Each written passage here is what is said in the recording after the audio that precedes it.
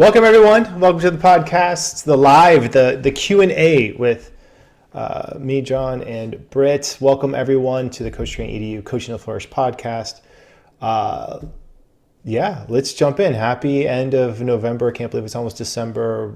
Year 2022 seemed to go by super quick. Really looking forward to 2023. But here we are. Hi, Britt. Welcome to the podcast. Hey. I know you got a list of questions going. All good things. I'm looking forward to Yeah, diving into it. so I talked to some folks, and there's lots of questions about niches. So I know last week we talked a little bit about niches, but thought it might be helpful to talk about specific niches. And I have some expertise with writing coaching, and we're also running that relationship coaching course as well. And so there were some questions that came up about writing coaching, relationship coaching. So I figured we could dive into some of those topics today. Yeah, let's do it. Awesome. So the question, which, I know, John, you also were a writer, so feel free to jump into some of these things as well. But there's a lot of questions around well, what is a writing coach and what goes into writing coaching? So obviously as a writing coach, I have lots of thoughts on this, but I know you've also done some writing too. So I'm curious to hear, from your perspective, what are some things that you know of that particular niche? Yeah, totally. And then I love to hear your thoughts on it too, because mine aren't as detailed or as specific. What I know about specialties in the coaching field is there are two different ways to look at them. One is when you're looking to hire a coach, I think it is a best practice to look and to see what is the area that you want to look at in your life, you want to work on in your life, and then to look specifically for a coach in that area. That's what I do. Like when I'm looking for a new coach, and what I'm looking for is both a coach around a specific project. Like let's say there is a specific project that I'm interested in. I want to write a book, or I want to do X. Look for a coach in that space. And then have the coaching relationship begin and end with the begin and end of the project. That's a pretty standard way to go. Another way to look at that is to view the specialty as an opening to then coach in all the other areas of your life. And this is how, in my experience, I worked with students, I did some with executives, grades, future, college. Those were definitely on the table, but they were openings to look at all the other areas of a student's life, their relationships, how they're doing athletically, how they're doing as a human, all those kinds of things go along with it. But for writing coaches, and specifically, I never was a writing coach. I wrote for Newsweek for a year, put some books together, but I never really worked specifically as a writing coach. So this is where I'm curious about your experience, Britt. I've had a lot of ideas on it. I've talked to a lot of writing coaches about their specialties and what they do, but I'd love to hear it from you. Yeah. So for me, writing coaching, I do a lot of what you just said. As a writing coach, it's really common for other life things to come up in a session.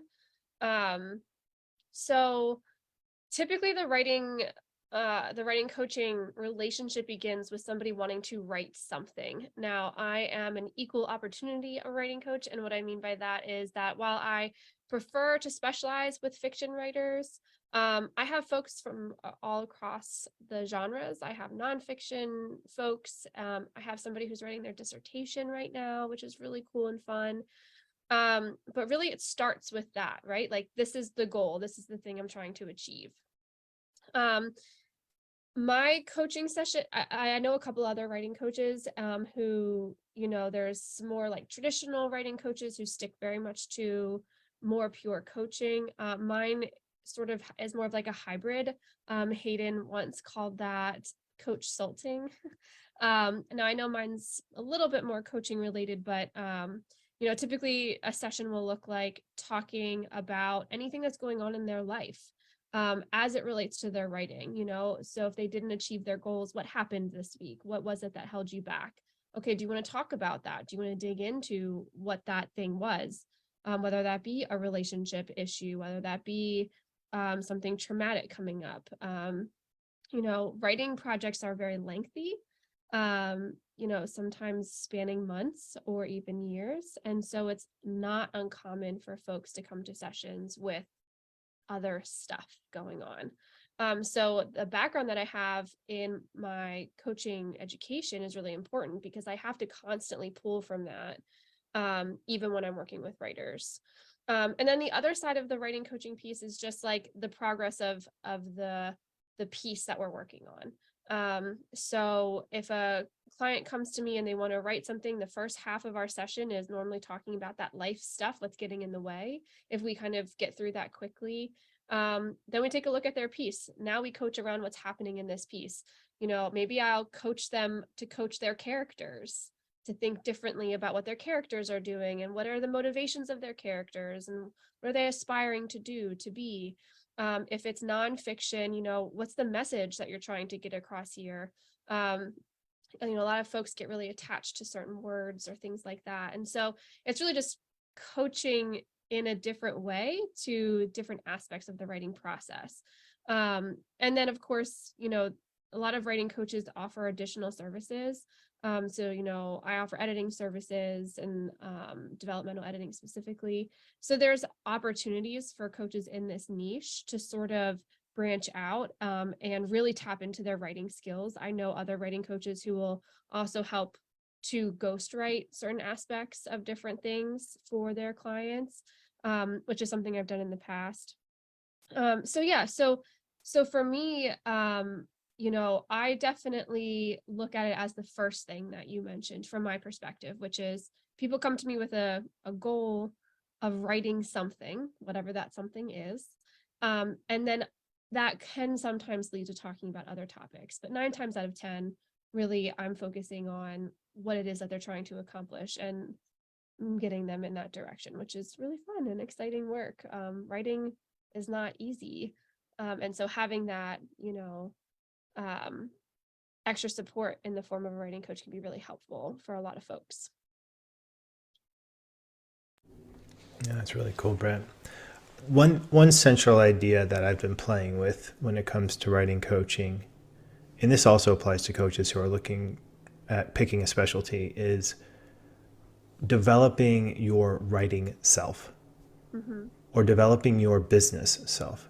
And I think so often when coaches are new to the field and they're choosing a specialty or people are choosing to write a book, they're trying to pour all of themselves into the book and judge their worth and value based on like the totality of the look, feel, business assets, everything connected to their launching their business or launching their book feels like this is me. And I'm putting this thing out there for people to judge.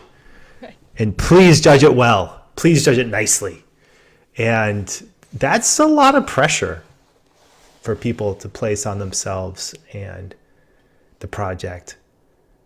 And so what I've seen, the most successful practice in this is to be able to separate your worth from your production and to get really clear on how can I use this project to learn more about myself.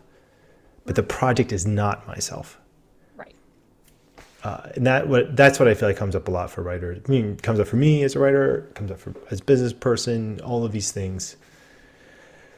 And I've seen it a lot. People struggle with it, especially when you add in, money and rejection, asks, disappointments, successes, all of it. It can be quite a ride. Yeah, absolutely. I mean, lots of writers struggle with absolutely that. Like their identity gets tied up into the piece. And then you have that imposter syndrome feel, that's the other piece. My favorite tool to use with writing clients is the inner critic, just because it tends to come out so much. That feeling of, who am I to write this? Should I be writing this? Will people even read it? All those self-doubt things that creep in.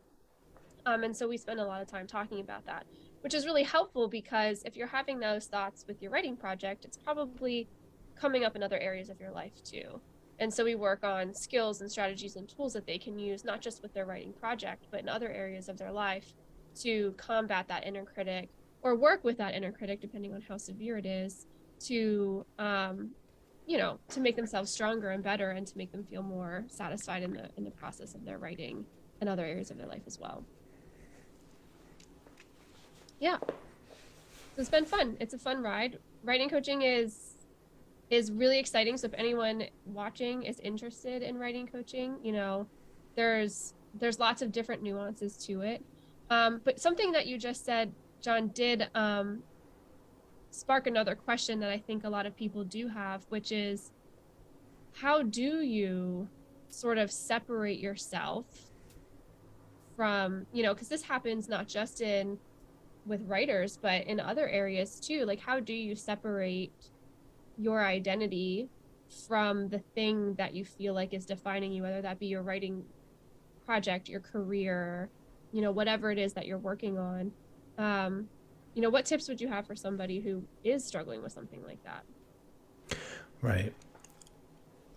What I know to be the most effective, and this is for me and also for other coaches I've seen trained over the past decade, the coaches who tend to do well with that have a larger meaning or purpose that goes beyond their identity. And so it's not about getting, when you're writing or creating a business, it's it's not about asking yourself, how does this business represent me, and how can myself be represented in this, much more than how can I use me and my project, my book, my organization, my business, whatever it is, how can I use that in service of a larger mission? How can I be an instrument for this larger purpose? And when you look at yourself from that perspective and ask, what is this larger purpose asking from me? It doesn't become about you anymore. And that's lovely. That is freedom. That is motivation. That is an ability to do things that is really hard. And I was just thinking about that. Like last night and this morning, I was reflecting on just the sheer multitude of stuff that I have on my plate right now, and the amount of I don't know, what's a good word? A margin of error. It might not be large, like, so there are things that need to happen, and they need to be on point, and they need to be, in order for this, in order for the vision to come true. And it's remarkable to be in a space like that without with without a larger purpose. Like I can't imagine being in a space like this without a larger purpose or vision in mind to come back to act as an anchor, to act as a foundation, to come back to that question: how can I be of best service to this larger idea or mission? And when people have that, then their specialty comes to life, their marketing comes to life, their mission comes to life, their the idea of, okay, if there's a setback, then the setback, how can I use this setback even to become stronger to further the mission? All of it just comes into play. And I think that having that that larger vision puts you into a perspective that I think is just really useful. Yeah, I love what you're saying. I think that the other side of that coin too, to add to that, is, there is, I noticed with clients, both writing clients and coaches in classes, even, there's a lot of pressure that they put on themselves to sort of like find, like, what is my specialty? What is my passion? What is the thing that I'm going to do? And Yeah. I think it's really interesting. And I know that, my story is not everybody's story, but a lot of coaches recently have been talking about how eventually their specialty almost found them. Mm-hmm. And I know this is true for me, I know I've talked about this before, but without Coach Training EDU, without going through this coach training program, I wouldn't be here today. Like, I wouldn't be pursuing writing in the way that I am today. Um, but after going through CTEDU's program, through that program, I fell back in love with writing, and I started a writing business at the time, 5 years ago or more now. And I started writing and editing for other people. And it wasn't until I was editing for someone and they were like, hey, can you teach me? Can you coach me through this? That the light bulb went off. And I was like, I'm Coach Strange. Like, how have I not thought to combine coaching and writing? How have I not thought to do this? And it sort of found me, it was an accidental request that I was like, yeah, I can do that. I'm trained to be a coach and I'm a writer and I can put these things together. And boom, there it was. There was this passion that I didn't know was there. And like you said, it was about other people. And once I realized that that's what I wanted to do, the coaching for others to help them see their stories come to life and help them find their voice. That's when the magic really happened, just like you said. And so I think, encouraging coaches and folks who and the clients that those coaches work with to really look at their life and how what are they putting out and what's coming back to them, and how can they use that feedback from the universe to figure out what it is that they really want to be doing. Yeah. Yeah, it comes in flashes of insight. Like, oh wow, this is what I could be doing. And it can change. That you don't need to get your specialty, like, find the one that you stick with forever at the very beginning. It's okay. It's okay for things to change and test it out. Try out call it a program first. See how that goes. And then, if you really need a website, use your name as a website URL or something, and then make little programs. It doesn't take much to get started, but once you're up and running and you realize, you will realize very quickly the feedback that you're getting from the people you're speaking with. It will guide you. Yeah. And I think like that perfectionist, I know I felt that pressure, when I was first putting all my stuff together, and I've changed my website several times, to match, to ebb and to flow and to adapt to what's going on around me. And so that's okay. That's an important part of this. So I know we sort of took a slight turn away from niches, but the other niche that came up a lot, especially in light of the new course that we're going to be running, is relationship coaching. And so I know you've talked about this a lot and have a lot of experience in this area too. If someone were to ask you to just define what a relationship coach is and what they do, what would you say? Right. Well, in my mind, there are at least three different types of relationship coaches, or we'll call it three different categories of relationship coaching. The first is working with a coach one-on-one, where the client brings the topic of relationships to the coaching. So we'll call this, relationship topic coaching. This is probably the most common and the one that we as an organization have decided to focus in on, because it is pretty common, and it does get challenging when you are doing the second kind of coaching, which is you're working with both people in the same, people who are related to each other in some way, like you're working with person A and person B, and you're working with both of them at the same time. This can get really challenging really quickly. It can also feel a lot like therapy sessions, and it's we've done some of this too. We have guidelines and ideas on how to do it. It can be extremely powerful if the coach is well trained, but it takes a very well trained coach to make these sessions run smoothly and stay coach-like and productive. And then the last category is coaching teams, where the person is either in charge of a team or the coach is working with a team. We'll call these are the three main categories of relationship coaching. And one of the main ideas of relationship coaching is that you are approaching the relationship as if it were its own unique client, and asking that question: what does the relationship need? What is this relationship asking from each person? And really using all of the same coaching tools, but placed within that context, as well as a lot of the research that you and Jantel have been doing to build this, all of the tools and ideas and domain knowledge of all the elements that's out there with relationship coaching. That to me is the, gives a general overview of what we're doing in the foundation of the program. Yeah, I think I would definitely agree with that. I think the relationship coaching course that we put together, falls into those categories. We put a lot of content together for intimate relationships for couples. And that's certainly going to be focused on in the course. But we also recognize that there's a lot of things that overlap. There's a lot of tools that can be used in other types of relationships, parent, child, sibling relationships, friendships, employee, employer, colleagues. So sort of across the board, we're looking at a relationship coach is at least through our program, we're going to be focusing on tools to help relationships that can be applied to multiple types of relationships.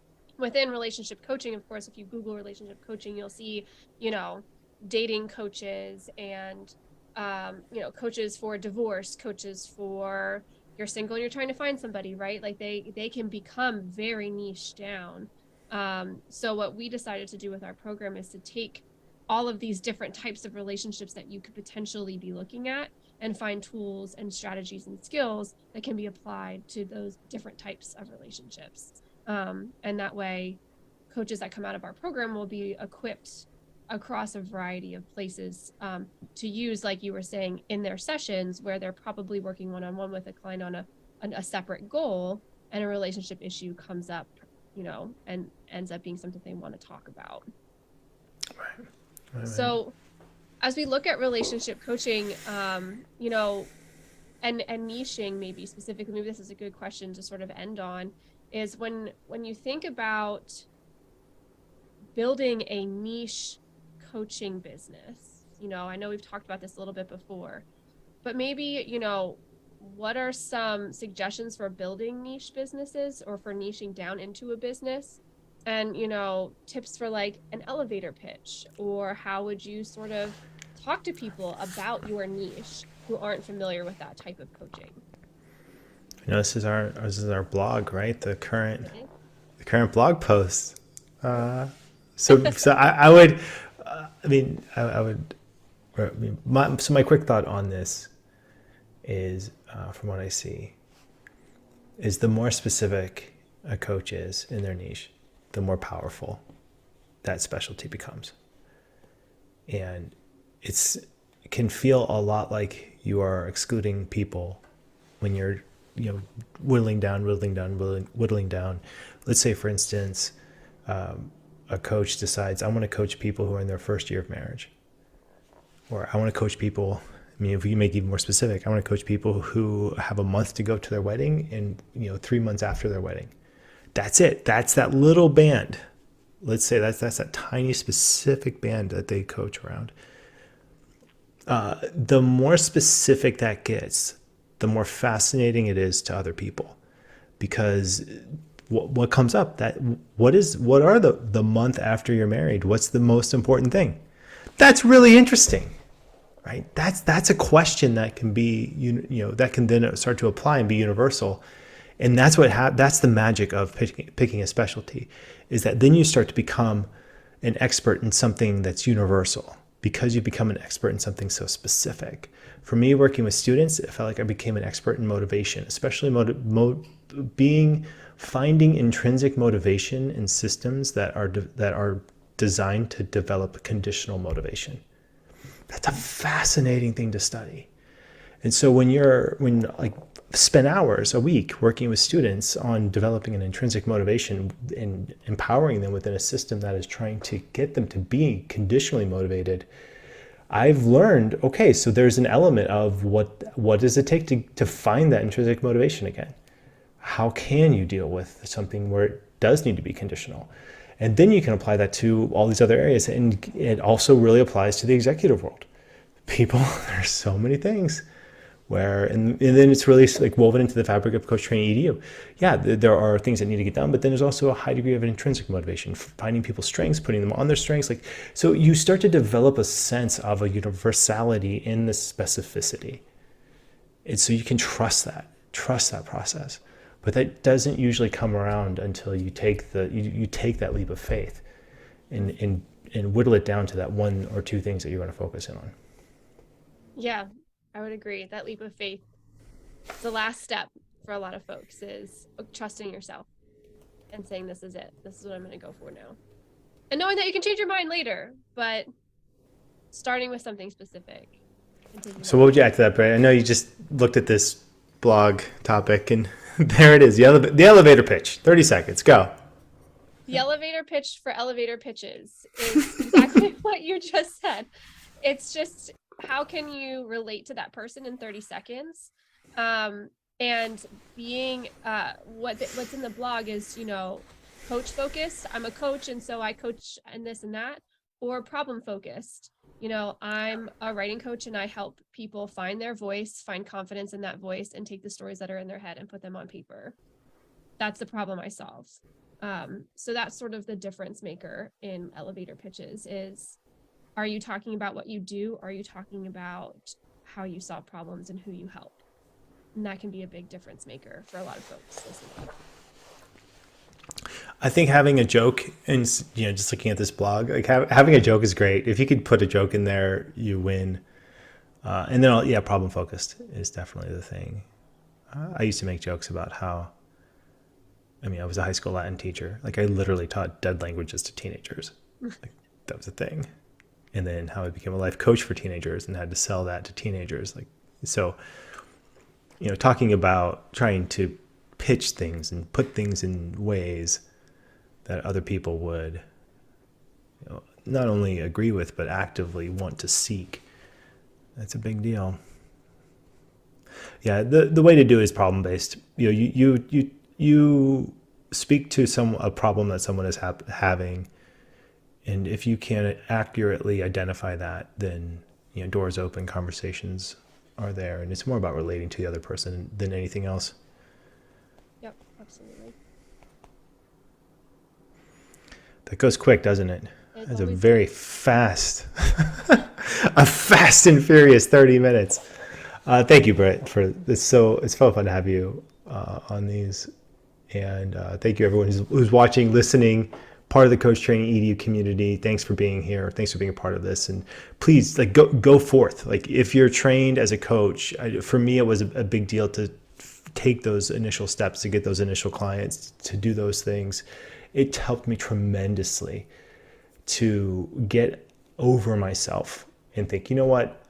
I'm doing this for a larger purpose. I just got to do this stuff, get over it, in the most loving way possible. Do the hard things. You can trust this process. We'll see you next week. Thanks, everyone.